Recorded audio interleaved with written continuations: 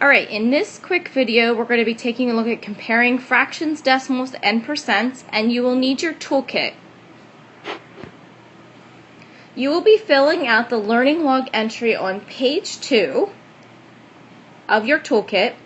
You will title it Comparing Fractions, Decimals, and Percents. This is problem number 1-73 in your book.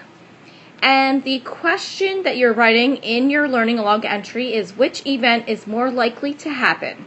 Justify your answer by writing the portion in a different form. A 4/5 chance of getting homework, a 78% chance of thunderstorms, or a 7/10 chance of picking a green marble. So we need to prove which is more likely to happen, and we need to justify our answer by writing them all in a different form. So we need to write them in the same form. So the 78% chance of thunderstorms is already in percent, and I think percents are the easiest to compare. So the decimal form of 0.7 or 7/10 chance of picking a marble is really easy to change into a percent. All you do is multiply it by 100 or move your decimal point 2 spots to the right, so that becomes 70%. So it's a 70% chance of getting a green marble. So the only one we have to look at is the 4/5 chance of getting homework. And we know that percent is always out of 100. So what times 5 would give us 100? Hopefully you thought of 20. So we're going to multiply this by 20 over 20, and 4 times 20 gives us 80. So there's an 80% chance of getting homework. So now that they are all in the same form, we can compare them.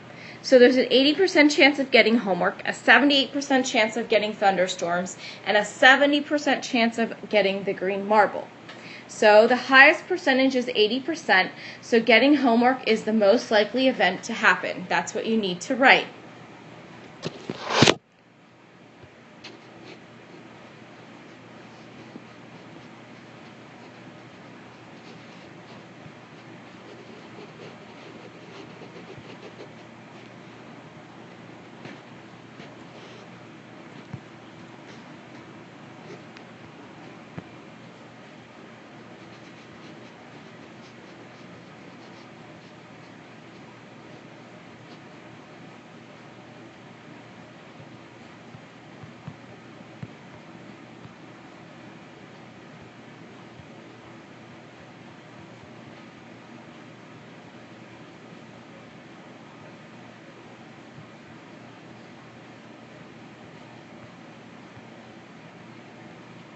To keep in mind that when we are comparing portions, fractions, decimals, or percents, it's easiest to compare them when they're all in the same form.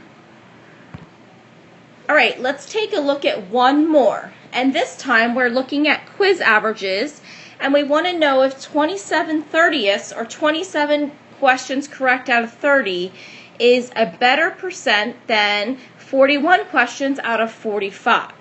So this time we're just comparing two fractions, and when we compare fractions, we want to make sure that we have a common denominator, or that we change them both maybe into a percent or into a decimal.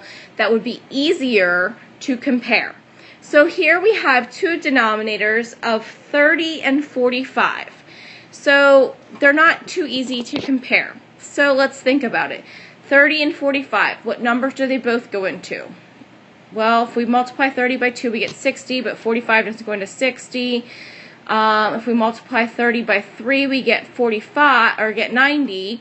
Does 45 go into 90? Yeah, if we multiply it by 2. So our common denominator is going to be 90. They both go into 90.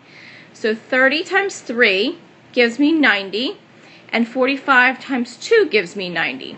So 41 times 2 would give me 82. Now 27 times 3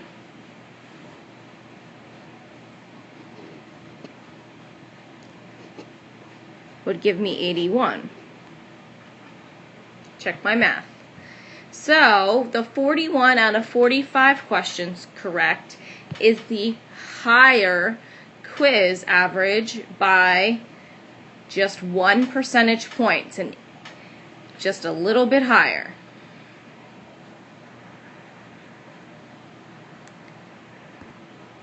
Okay, just one last piece of information, just a quick reminder that when you're comparing fractions, decimals, and percents, you need them in the same form. So you need them all in fractions or all in percents or all in decimals.